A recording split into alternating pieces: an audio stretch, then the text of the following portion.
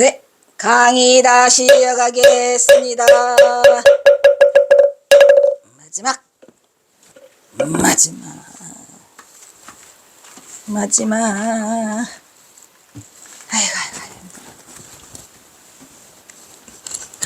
아이고 힘들어.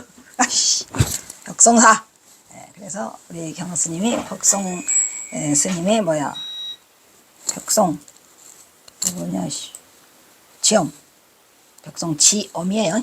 벽송지엄의 법맥을 잇고 계시죠. 벽송지엄의 제자가 서산휴정이니까. 예. 그래서 서산휴정의 우리 경호선사는 13세손, 그 밑으로 13개가 내려와죠. 경호가 직접 저술한 설용화상 행장의 장본인으로 설용화상 이야기였더라, 이런 얘기요. 만년의 이절에 머물렀던 설용은 아까 했죠. 제자들이 금음날이라 바빠요 스님, 조금 더 있다 가세요 라고 했더니 또 연장을 시켜요, 목숨을. 정월 초 이튿날 다시 입적하려고 하자 제자들은 불공이 밀려 들어오는 사이에 뭔 불공이죠? 그 새해 오는 불공을 뭐라 그래? 예? 하여튼 그냥 새해 맞이 불공이 많이 들어오죠. 그래서 오는 신도들이 많다는 이유로 다시 며칠을 머물도록 했어요. 스님 지금 가시면 안 된다고, 바쁘다고. 그리고 신도들이 정월 초하루 초사흘까지 전부 다 저희가 들어오잖아요, 불공이. 그러니까 그거 지나고 가세요 라고 해가지고 진짜 지나고 가요. 초 나흘 날까지. 너희 많다는 이유를 들어서 다시 며칠을 미루도록 하였다. 4일 날에서 이제 초하루 초사흘 끝났지. 초 나흘 날이야. 그때는 상관없지. 이제 제사가 저기가 불공이 다 끝났으니까. 그러면 이제 가도 되겠느냐? 대단해요. 이제 가도 되겠느냐? 라고 물은 뒤 제자들을 불러서 불법을 닦을 때 생사를 해탈하려면 생사해탈, 초안조, 생사해탈 잘 긴장하세요. 먼저 생사가 없는 이치를 알아야 된다. 원래 생사는 없는 거예요. 생사를 해탈하려고 마음 먹으면 생사는 원래가 없는 거다라는 이치를 알아야 되고, 둘째, 생사가 없는 이치를 증득해야 돼. 어떻게 해야 무생법이냐? 무생법이죠. 그래서 그럼 생사가 없는데, 그러면 생사가 없는 이치는 뭐죠? 이치를 증득하여야 하며, 셋째가 생사가 없다는 것을 활용할 줄 알아야 된다. 오 마이 갓. 생사가 없다는 것을 활용하려면 어떻게 해요? 나고 죽음이 없게 하면 되죠. 나고 죽는 것이 없어요. 그래서 활용할 줄 알아야 된다라는 유명한 선어를 남기고, 굉장히 유명하죠. 그러니까 먼저 뭐더라? 알아야 되는 거. 지무생사. 그 다음에 증무생사. 그거를 증득해야 돼요. 그 다음에 그걸 활용할 줄 알아야 돼요. 용무생사. 오 마이 갓. 예? 지무생사, 증무생사, 용무생사. 이게 뭐냐? 채화용 같으네. 채화용이죠. 본래 생사가 없어요. 두려워할 게 없다고. 생사는 무슨 놈의 생사. 저는 무슨 생각을 해봤냐면, 그 생사가 없다라는 게 이번에 증득하라 그랬잖아요. 근데 생사가 어찌해야 없을까라는 것은 지은 업이 없어야 돼요. 무슨 말이지? 중요한 말이에요. 지은 업이 있으면 끄달려서 잡아당겨요, 그것들이. 막 잡아당겨, 그것들이. 막. 왜냐면 그것들이 안 되면 그것들 조상들까지도 다 잡아당겨, 전부 다. 놔야 돼. 그러니까 지은 업이 없어야 되고, 어디에도 착을 두지 않아야 되고, 내가 머무를 곳은 없어요. 그리고 누가 나한테 뭐라고? 걸리는 게 없어, 이거. 이렇게 하랬죠? 이렇게. 얽히고 살되 얽힘이 없다. 얽매임이 없다. 이렇게 얽히고 살 수밖에 없어, 지금 우리가. 어떻게 하나 나가면 당장 아는 사람, 본 사람, 보시고 하는데, 이렇게 거기에 얽매이지 말아라. 이렇게 흩어져 내려가야 돼요. 왜냐면은 그렇게 안 하면은 잡아 당겨. 그러니까 자들이 놔. 그렇게 해야지 우리가 이 생사를 벗어날 수 있다라는 그러한 진리를 터득하게 돼요. 왜? 살고 보면 그래요. 여러분은 지금 어디에 착을 두고 있어요? 뭐에? 얼마나 대단한 거에 착을 두고 계시는지. 단 한 군데도 착을 둘 곳이 없어요. 밥 먹고 잠자고 누우면 그만이야. 졸리면 자고 배고프면 먹고, 그 외에 어떤 거 해도 착을 두지 마세요. 특히 이 인연들 있잖아요. 인간들. 거기에 매달리지 마세요. 매달릴 것도 없어요. 매달릴 필요조차도 없고, 모든 거를 다 내려놓은 상태에서 내가 생사를 초월할 수 있는 길이 있으니까 이봤잖아요. 그런 생사가 없다는 이치를 알고 그 생사가 없다는 그거를 증득해야 되고 그 이치를 알았으면 증득 그 다음에 생사가 없다는 것을 활용해라 이런 말이야. 활용한다는 건 뭐죠? 천화.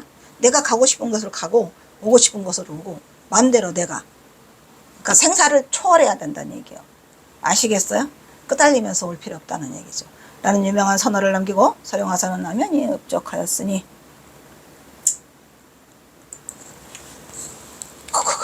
함량의 벽송사는 지리산 칠성계곡 옆에 자리에 잡은 단아한 분위기의 사찰이에요. 함량. 그러고 보니 함양도 경호선사하고 인연이 많아. 이게 신기한 일이다. 저도 함양하고 인연이 좀 있거든요. 말 안 해. 벽송사는 1520년 중종 15년에 사명대사의 스승으로 알려진 벽송지엄대사가 중창을 했더라 이런 말이죠. 그러니까 사명대사가 또 그 서산대사의 제자라고는 하지만 또 서산대사는 벽송지엄의 제자이고 또 서산대사도 벽송지엄의 제자라고 공부를 했던 것 같아요. 벽송사라는 사찰의 이름도 그때 지어졌으니 서산대사 청어 효정 이전에 한국 선맥을 이어온 벽계정심 벽송지엄 나오네. 벽계정심 벽송지엄 부용영관 뿐만 아니라 환성지안 경호선사의 7세손이죠. 서룡상민 있죠. 등 조선 선맥을 빛낸 8분의 조사가 이 벽송사에서 수도 정진한 도량이더라 이런 말이죠. 아시겠죠? 그래서 이 벽송사는 짱짱해요. 환성지안도 있고 원래 환성지안은 또 통도사에서도 머물렀죠. 통도사에 가면 환성지안에 그 판상 차원을 한 개의 경호사가 남아있죠. 어쨌든 벽송사는 선과 관계가 있더라. 한국 선과 벽송 사의 인연은 각별하더라. 이곳 벽송사는 선찰로 천숙종 30년 내 실화로 소실되었다가 환성치안이 중건을 하였어요. 그리고 철종 원년에 와서 서령상민이죠. 이 대사가 중수를 했고 1950년 당시에 유교동란 때는 다시 소실돼 갖고 1960년 원흥 구한이 쓰러진 가람을 중건하여서 오늘에 이르고 있더라. 이런 얘기예요 지금. 그래서 이 벽송사는 경호선사와도 관계가 많아요. 선이니까. 이곳 벽송사는 벽계정심의 백을 이은 조선불교 태고 선맥의 5대 정통이 되었고 부용영관, 원호, 일선 등 60명 등의 선승에게서 들에게 선을 가르쳤던 곳으로 벽계정심이 경허선맥의 직계 법통이에요. 벽계정심, 벽송지엄, 그 다음에 서산휴정 이렇게 내려오죠. 부용영관 이렇게. 이곳에 들린 경호는 조선불교의 선맥을 잇기 위한 자신의 고심을 역대 조사들 앞에서 고뇌하면서 여기를 와서 했을까요? 안 했을까요? 했죠. 1900년 경서사가 고심은 1902년에 전법계를 써주고 등등 상속을 했기 때문에 여기는 지금 1900년이라 봄이잖아요. 고뇌하면서 풍전등과 같은 조선의 운명 앞에서 한국 선불교의 중흥을 위해서 자신이 해야 할 선지식의 고민을 암연히 털어놓고 있었다. 이제 경호는 정예사가 있는 수석사를 향해서 발걸음을 옮기고 있었다. 왜 옮기고 있었을까요? 거기 가서 이제 또 경선사의 고향은 항상 호서니까 제220장 남영군 묘를 돌아보다 자비행을 하시다 이런 얘기야. 남영군 묘가 어디에 있죠? 수덕사 있는 데 있다니까. 덕산면. 남영군이 또 누구예요? 대원군의 아버지 부친. 대원군의 부친이 남영군 묘인데 그 남영군 묘가 사실은 거기가 절이 있었어요. 이름이 뭐더라? 반야산가? 근데 그거를 뭉개고 이거를 쓰면은 왕이 된다 해가지고 그런 다음에 이제 고종이 왕이 되는 그랬지만 불운을 겪었지만 2대밖에 못 간다. 고종 순종 2대밖에 못 간다라는 예언을 듣고도 기어코 그 절을 부셨어요. 그것을 경선사가 지금 돌아보는 거죠. 어이가 없죠. 가야사다. 그 절이 가야사.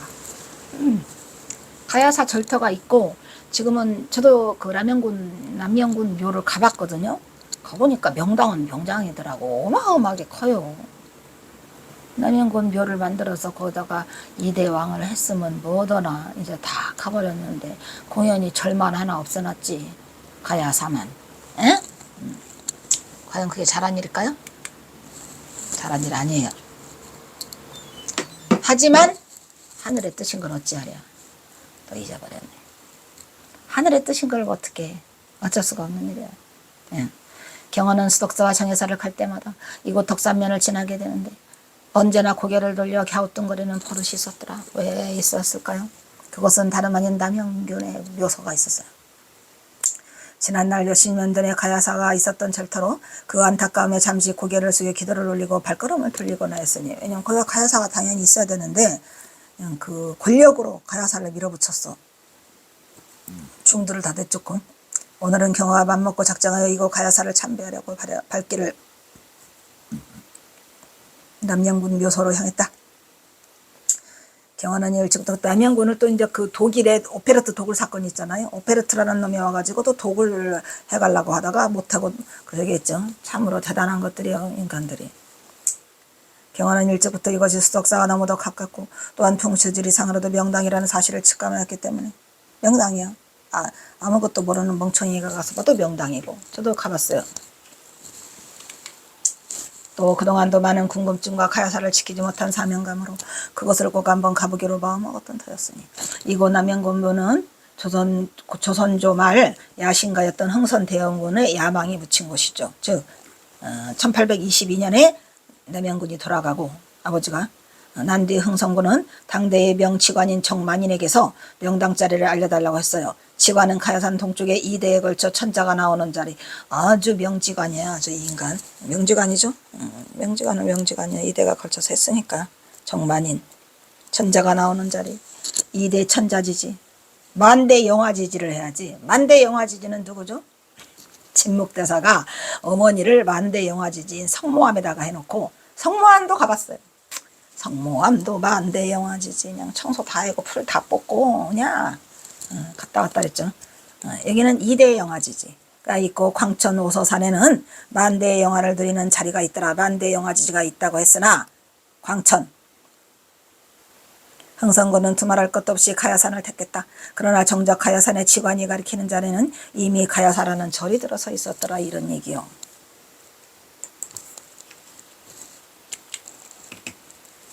게다가 명당이라는 바로 이 자리에는 금탑이 우뚝 서 있었으니 그 자리에 아버지 묘를 쓰기 위해서 탑까지가 있어. 탑도 다 부셔버려요.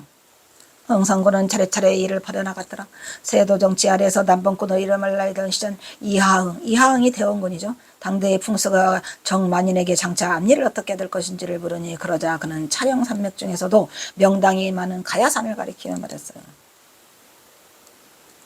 가야산 해인사가 아니고 가야산 개심사, 그러니까 그 충청도죠.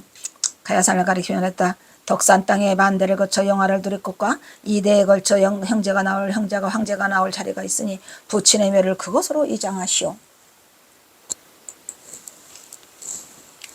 잘 알려다시피 당신은 안동김씨가 세도 정치가죠. 세도가가 정권을 좌지우지하고 흥충친들은 조금이라도 잘못 보이면 영모로 불려 귀양을 당하거나, 귀양과 이가에 살았던 시절이라 죽음을 당하거나 귀양을 가이가에 살았던 시절 흥선군은 무슨 행사를 했죠? 파라코 행사를 했죠. 자신의 목숨을 부지하기 위해서 마음의 편으로는 끊임없이 정권의 야욕을 키우면서도 한편으로는 파라코로, 또 한편으로는 미치광이 행세를 하면서 젊은 시절을 보내죠. 그래서 뭐 막 기생이 막 바짓가랭이 치맛자락 밑으로도 기어들어가고 막 그런 엄청난 일을 저지르죠. 그러나 왕권을 강하여 나라를 굳건히라는 야심을 품고 있었으니 그 오랜 계획을 실천에 옮긴 교두보가 바로 아버지 남영군 묘를 이곳으로 옮긴 거였어요. 그러니까 명당 자리를 쓰면 잘 된다라는 것은 뭐 맞는 말이기는 같아요. 말이 많죠. 무슨 대통령 하나 출마하면은 뭐 산소를 옮기고 어쩌고저쩌고. 그 옮긴 장소와 옮기던 데에게 모두 숱한 뒷얘기로 남았으니 황현이라는 사람의 매천야록 있죠. 매천야록. 그죠? 거기에 써 있어요. 매천야록에도 소상히 전하고 있더라.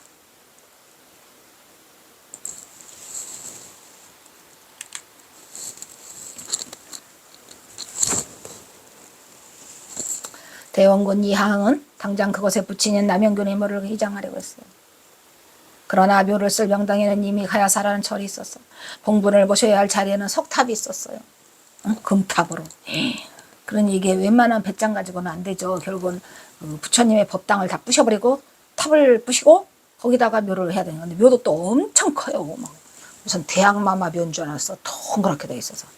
이때 이미 야심에 사로잡힌 이항은 눈에 보이는 것이 없이 자신의 권세를 이용해 1845년에 가야사를 불태우고 석탑을 부숴. 근데 경호선사가 조금만 일찍 태어났으면 혹시 막았을라나 모르겠는데 경호선은 1849년생이라 아직 태어나지도 않았어요. 경기도 연천에 있던 아버지 남영군의 별을 이장했어. 하늘이 두렵지도 않은가? 두렵지요. 삼보 정제를 훼손하고 부처님을 파괴한 자, 어리석은 중생들이여 백년도 못 갈 부귀영화를 위해서 만행을 거침없이 자행하다니 쯧쯧쯧. 하늘이 두렵지도 않은가 봐요. 나를 막 쫓아내요. 나를 미친년이라고 쫓아내요. 그냥 아주. 어? 경어지 강의하는데 하늘이 두렵지 않느냐 이 말이야. 내 말은 하늘을 두려워할 줄 알라. 아, 무서운 사람들이죠. 눈에 보이는 게 없나 봐요. 그냥 당장 똥물지역으로 떨어지는 게 보이는데, 그지? 마침내 대원군은 가야사 금탑 자리가 2대 천자가 나올 자리라고 하여서 저를 패하고 남영군 묘를 썼어요. 묘비의 글씨는 대원군의 친필이었어요. 지금도 있다니까요. 이때 대원군은 경기도 우선 경기도 연천에 있던 아버지의 묘를 임시로 탑뒤 산기슭으로 옮겼어요. 그 땅은 조선 영조 때 판서를 지낸 윤봉구의 사폐지로서 그 후손들에게서 자리를 빌려서 했더라 이런 얘기요. 연천에서 가야산으로 500리길을 종실의 무덤을 옮기던 일이었으므로 상현은 한 지방을 지날 때마다 지방민들을 동원되어 옮겼는데 맨 마지막에 옹구를 한 다분들 사람들에게서 상여가 기증되었더라 이런 얘기고, 상여는 주면 그만이니까 보통 일은 아니죠. 그래서 임시로 옮겨왔어요. 이건 다 역사니까. 두 번째 일은 가야사를 폐하는 일인데, 가야사를 폐하기가 쉽나요? 이에 대해서는 흥성군이 재산을 처분한 2만 양의 반으로 충청감사에게 주고 중국 명품 단계별을 선사하여 가야산 중두를 쫓아내도록 해서, 이런 나쁜 놈, 이러했으니 벌을 받아야 안 받아요. 어마어마하죠. 이대가 살면 뭐합니까? 망했는데. 가야사 중두를 쫓아내고 마곡사의 중두를 불러다가 강압하여 불을 지르게 했어요. 중이 불을 지른 것처럼 하려고요. 이렇게 일은 차질없이 진행되고 있었으니 하늘도 무심하시지. 진짜 하늘도 무심하셔. 눈앞에서 불타는 가야사를 지켜보면서 쫓겨나는 중들은 하늘을 향해 외쳤다. 이렇게 절집을 폐허로 만든 이하응은 이제 남은 일은 뒤에 있는 탑을 헐어내는 일만 남았다. 탑을 헐기 전날 밤에 가만히 있겠습니까? 하늘이 용서하지 않죠. 그러면 뭐대? 그러면 뭐대? 잠을 자던 흥성군에 대해 형제는 똑같은 꿈을 꿨어요. 꿈에 수염이 흰 노인이 나타나서 나는 탑신이다. 탑신이죠. 너희들은 어찌 나의 자리를 빼앗으려 하냐. 만약 이 일을 벌인다면 내 형제가 폭사하리라. 라고 하는 것이었다. 깜짝 놀래 깬 형들이 꿈을 이야기를 하니 모두 같았다. 그러나 이야기를 들은 흥선군은 그렇다면 이것은 진실로 명당짜리다. 진짜 명당인 것 같다. 라고 하면서 운명을 어찌 탑신이 관장하겠느냐고 해서 형들을 설득했어요. 마침내 탑을 부수자 바닥에 바위가 드러났는데 도끼가 튀어나와요. 먹혀 들어가지 않죠, 더 이상. 그럴 때 그 흥선대원군은 참으로 대단한 사람이었던 것 같아. 두려움이 없는. 흥선대원군은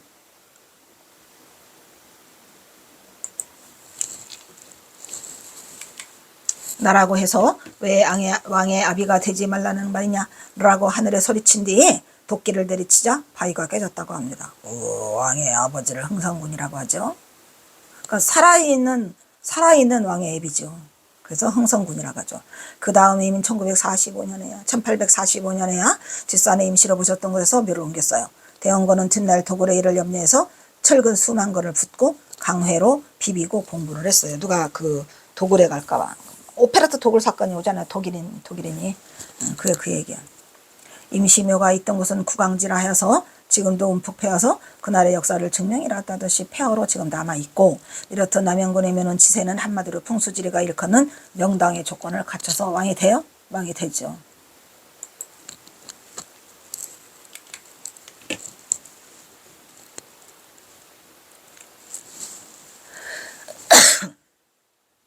추워? 뒤로 가야산 서편 덮봉우리에 두 바위가 문기둥처럼 서 있다는 성문봉이 주산이 되고, 바라보아 오른쪽으로는 옥양봉, 만경봉이 덕산을 거치면서 30리에 걸쳐 용무리에서 묻는 청룡새를 이루고 있더라. 그러니까 명당은 명당이라니까요. 엄청난 명당이고, 또 제가 한번 가본 그 명당으로는 거기도 명당이더라고. 그 당진이었던 것 같은데 거기 가다가 힘은 비가 있는 곳인데 명당 같아. 한눈에 봐도 그냥 천하의 명당 같은. 성문봉이 주산이 되고 바라보아 오른쪽으로는 옥양봉 만경분이 덕산을 거치면서 30리에 걸쳐 용머리에서 묻는 청룡새를 이루고 있더라. 동수지리가들이 입 모아서 침이 마르도록 칭송해 하지 않는다며 운묘는 동수지영이 뭐더라. 소백산을 조산으로 하고 있어요. 조상산. 소백산이 조상산이고 속리산을 거쳐서 차령, 청량, 백월산, 흥성, 홍성, 대월산으로 이어져서 가야산이 만들어지고 그를 불줄기는 북쪽으로 뻗다가 몸을 돌려서 가야산을 다시 돌아오는 가운데 한 맥이 서쪽으로부터 내려와서 만든 명당이더라 이런 말이에요. 그러니까 아주 명당 중에 명당이야. 이렇게 차곡차곡 쌓은 명당인데 뭐 하늘의 뜻인들 어때 어찌 하겠는가. 막을 길이 없는 거예요. 그게 다 물론 뭐 대원군이 앞장서서 했다지만 대원군이 앞장서게끔 만들어준 하늘의 운명이 있었죠. 그냥 때가 돼서 그냥 그렇게 된 거예요.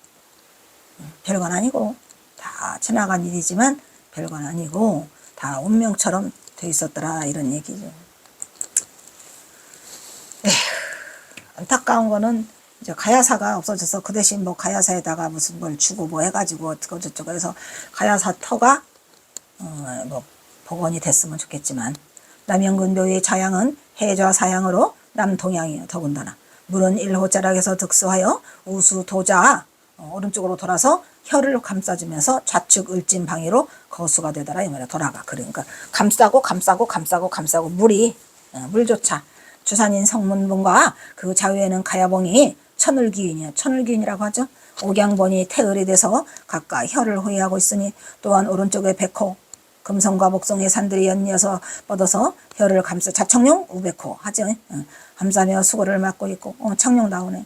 우백호는 나와 있고 자청룡에 청룡은 목성의 산들에 이어져서 역시 혀를 감싸며 백호의 끝자락을 겹쳐 감싸니 수구를 완전히 봉쇄하고 관세하고 있더라 이런 얘기죠. 그러니까 자청룡 우백호가 있다는 얘기요. 한번 또 기회가 되면 가보시던지. 예. 이곳의 풍수지형은 한마디로 용장호단, 용장호단. 의 형체로 주위의 산들이 마치 만조백관이 혀를 향해 절하는 모양 같더라. 가히 천저지지라 할 만하였다. 그러나 완벽한 터가 없듯이 이곳에도 흠이 있으니 청룡이 봉둥이를 들고 묘를 향해 공격하는 듯 머리를 내밀고 있어요. 백호 쪽은 청룡보다 높고 크며 각각의 모습이 뛰어나 청룡을 압도하고 있어요. 그러니까 자청룡 우백호가 조화를 이루고 있는 게 아니라 잡아먹으려고 서르륵 낸다 그런 얘기죠. 왼쪽으로 백호의 새는 가사봉, 가섭봉, 원여봉. 이거 다 우리 거네 이거. 에? 이어지는 맥이 금청산 울봉에 뭉쳐 감싼 자리가 되고 동남향을 바라보면 평야를 지나 멀리 60리가 떨어진 곳에 또 봉수산이 있더라고요. 봉황의 머리가 있어서 거기가 안산이라고 한답니다. 봉황도 또 보통 아니죠. 좌청룡 우백호 봉산 다 있어요. 이게 지금.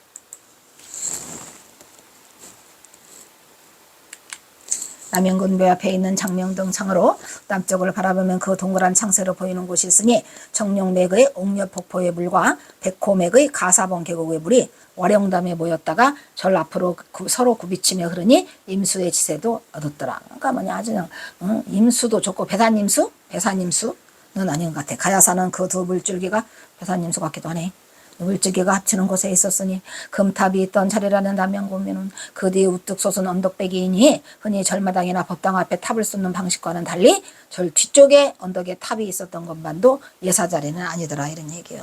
보통은 절탑이 그 절마당 앞에 있어야 되는데 딱 그 명당 자리를 일러주느라고 절탑이 뒤에가 있어요. 그곳이 명당이야. 탑자리가 금탑 자리가. 그거를 다 부셔버리고 남영군묘가 들어서 있어요. 뒤쪽에 있죠. 뒤쪽에 있고 되게 높아요. 넓어요. 커요. 에이그.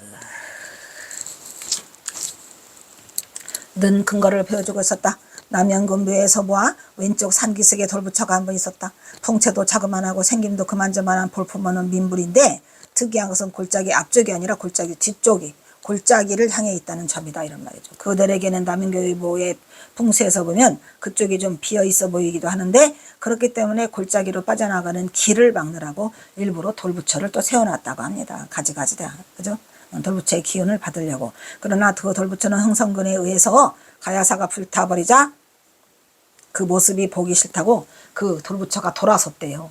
가야사를 태워버리니까. 보통 돌부처가 아니죠. 가야사가 불타버리자 그 모습이 보기 싫다고 돌부처가 저절로 돌아서 버렸어요. 이렇게까지 하면서도 이걸 진행하여. 대단해요, 대단해. 아마도 남양군묘 주변의 빈불은 돌부처는 원래 그 자리에 서서 가야사를 지키고 있었는데, 그죠? 가야사를 지키고 있는데 가야가 불타버렸어. 흥성군에 의해서 가야사가 불타버리자 그 모습이 보기 싫어 돌아섰으리라. 이렇게 그 빈불은 가야사의 역사를 눈앞에서 고스란히 지켜보면서 가야사가 불탈 때 그 모습이 보기 싫어서 뒤로 돌아섰다는 전설을 간직한 비운의 돌부처. 지금도 돌아서 있어. 그 비운의 돌처 뒤의 언덕에는 남양군묘가 패륜의 자식들에 의해서 볼품사납게 자리를 차지하고 굴욕적인 묘를 지키며 누워있더라. 이런 얘기죠. 굴욕적이죠. 자기 자신들의 흥선군 하나 되려고.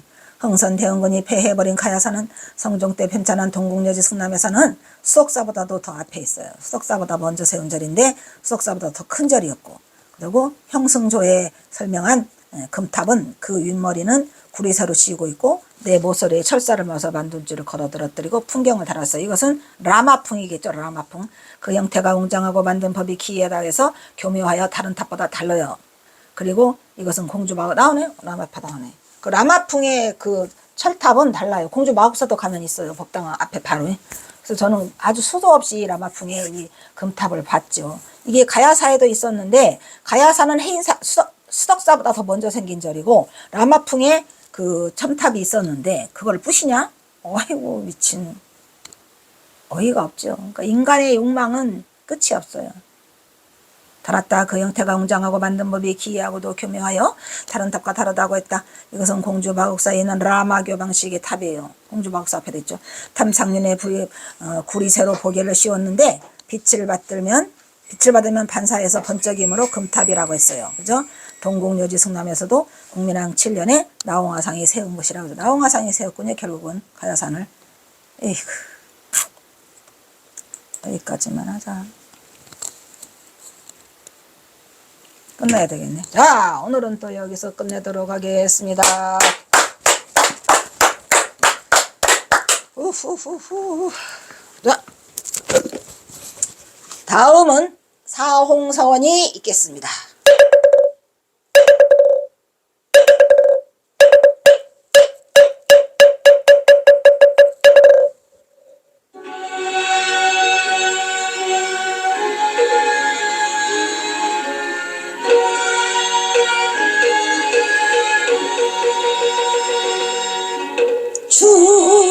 중생을 다 간지요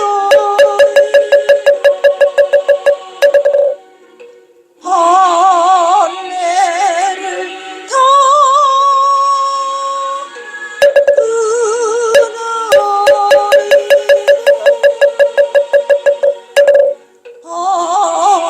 업무를 다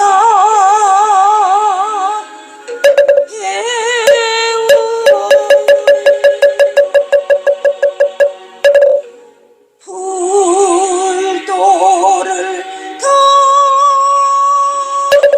이뤄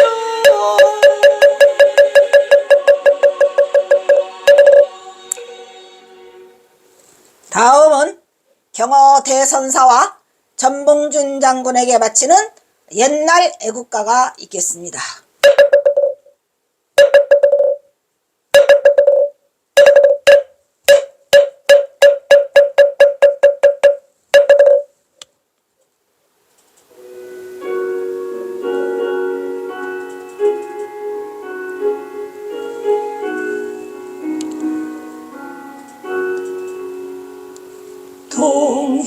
동해물과 백두산이 마르고 닳도록 하나님이 보호하사 우리나라 만세. 무궁화 삼천리 화려가 항선 대한사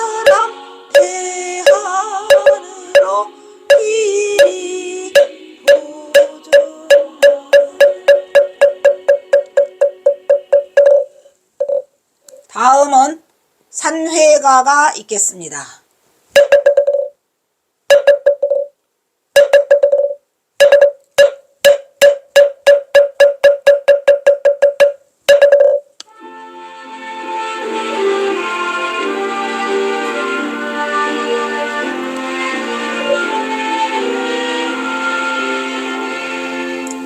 봄은 비록 이 자리에서 내가 지지만 마음은 언제라도 떠나지 마세.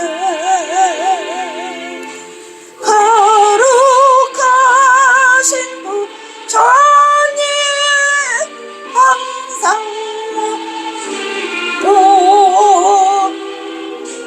오늘 배운 높은 법문 깊이 새겨서 다음날 반가운게 한 마음의 뜻으로